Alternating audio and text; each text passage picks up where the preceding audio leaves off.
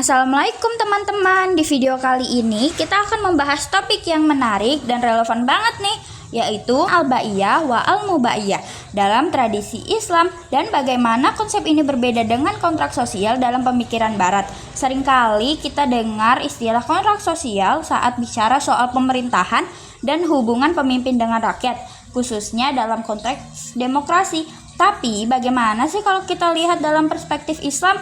Apakah konsep al-ba'iyah punya makna yang sama atau justru sangat berbeda? Sebelumnya, perkenalan diri dulu. Saya Rafita Indah Cahyani dari kelas Ilmu Politik 7A, Fakultas Ilmu Sosial dan Ilmu Politik di Universitas Islam Negeri Syarif Hidayatullah Jakarta. Pada video saat ini, topik yang akan kita bahas ada kontrak sosial dalam pemikiran barat, khususnya pemikiran dari John Locke dan J.J. Rousseau, dan terakhir ada perbedaan al-ba'iyah dan kontrak sosial.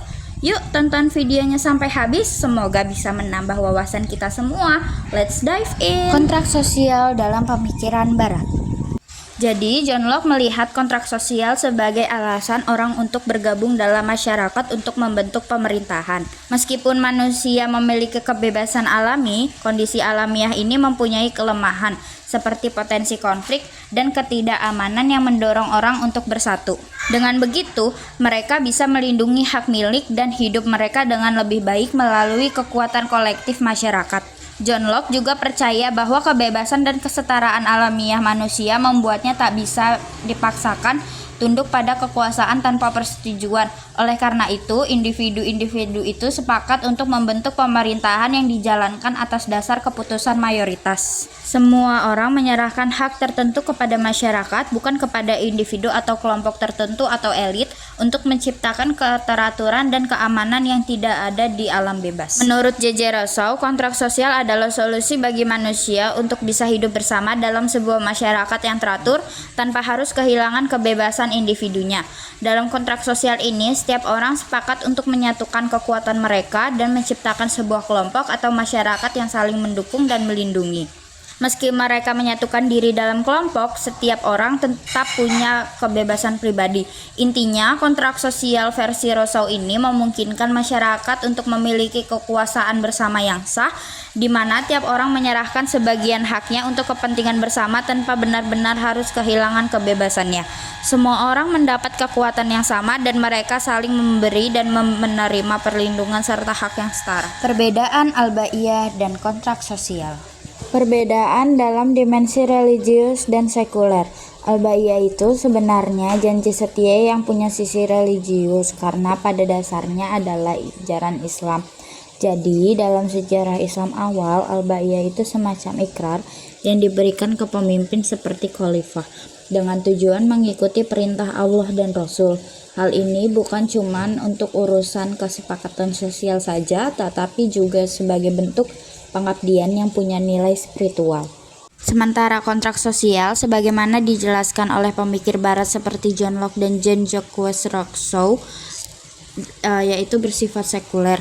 Kontrak ini merupakan kesepakatan yang muncul dari kebutuhan manusia untuk menciptakan ketertiban sosial dan pemerintahan yang menjaga hak-hak mereka tanpa adanya landasan agama. Tujuannya adalah stabilitas dan keamanan yang bersifat politis dan sosial. Perbedaan selanjutnya ada dalam tujuan dan dasar kesepakatan. Nah, al-ba'iyah itu seperti sumpah setia dari rakyat ke pemimpin berdasarkan nilai-nilai agama. Dalam ajaran Islam, sumpah ini biasanya disertai dengan janji dari pemimpin buat menjalankan keadilan dan kebenaran sesuai dengan prinsip musyawarah yang diambil dari Al-Quran. Jadi rakyat itu harus patuh kepada pemimpin selama itu masih dalam konteks aturan agama. Nah, kalau kontrak sosialnya, Locke dan Rousseau itu punya ide bahwa kontrak sosial itu kesepakatan untuk bikin pemerintahan yang bisa melindungi hak-hak dasar dan kebebasan tiap orang. Jadi, rakyat itu rela menyerahkan sebagian hak mereka kepada pemimpin supaya hak-hak mereka itu tetap aman lewat hukum dan aturan yang telah disepakati bersama. Perbedaan yang terakhir ada hubungan pemimpin dan rakyat. Nah, pada intinya itu al-ba'iyah itu meminta rakyat buat setia penuh kepada pemimpin mereka dengan ekspektasi kalau si pemimpin itu bakal berlaku adil dan mengikuti nilai-nilai agama Islam. Jadi pemimpin itu diposisikan paling tinggi dan rakyat ya otomatis menjadi pengikutnya. Namun dalam kontrak sosial itu, pemimpin atau pemerintah itu hanya mewakili kehendak seluruh rakyat. Nah, mereka itu cuman punya kekuasaan yang sah kalau benar-benar mengutamakan kepentingan semua orang, bukan cuma kepentingan mayoritas atau pribadi. Kalau pemerintah nggak jalanin tugasnya dengan baik, rakyat berhak buat mengganti pemerintah tersebut. Kesimpulan. Jadi, kesimpulan dalam perbedaan utama antara al-baiyah wal mubayyah dan konsep kontrak sosial dalam pemikiran barat terletak pada dasar keagamaan dan hubungan yang telah dibangun antara pemimpin dan rakyat. Al-baiyah wal mubayyah itu dalam tradisi Islam adalah janji setia antara rakyat dan pemimpin yang berdasarkan nilai-nilai agama dan syariat. Baiyah itu bukan sekedar kesepakatan politik, namun baiyah juga merupakan ikatan spiritual dan moral di mana pemimpin bertanggung jawab untuk menegakkan keadilan dan menjalankan amanah sesuai dengan ajaran Islam. Rakyat memberikan ketaatan sejauh pemimpin tersebut memenuhi syarat-syarat agama Islam dan tidak bertentangan dengan prinsip-prinsip Islam.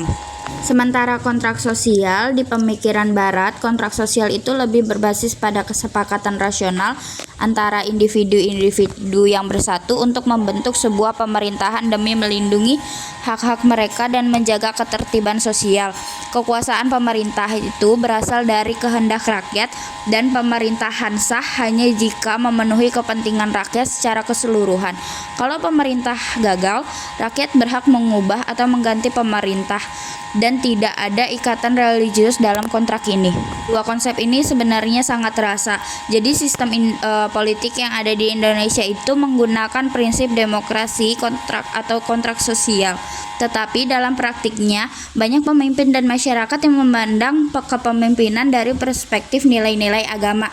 Contohnya, legitimasi seorang pemimpin seringkali dinilai tidak hanya berdasarkan hukum negara, tetapi juga atas dasar moralitas dan etika yang dipenuhi oleh nilai-nilai agama yang mirip dengan konsep al-baiyah itu sendiri. Namun, demokrasi modern di Indonesia itu tetap berlandaskan pada kontrak sosial dalam konstitusi yang menjunjung kehendak rakyat secara keseluruhan. Menggabungkan keduanya dalam perspektif yang seimbang antara kepercayaan rakyat secara konstitusional dan moral.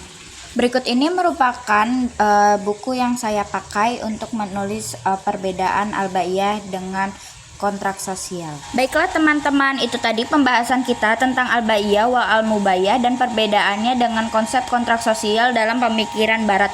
Semoga penjelasan ini bisa membantu kita lebih memahami bagaimana pandangan Islam dan Barat memaknai hubungan antara pemimpin dan rakyat.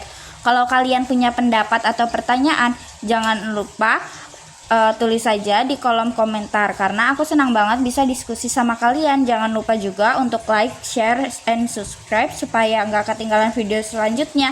Terima kasih sudah menonton sampai akhir dan sampai jumpa di pembahasan menarik lainnya. Wassalamualaikum warahmatullahi wabarakatuh.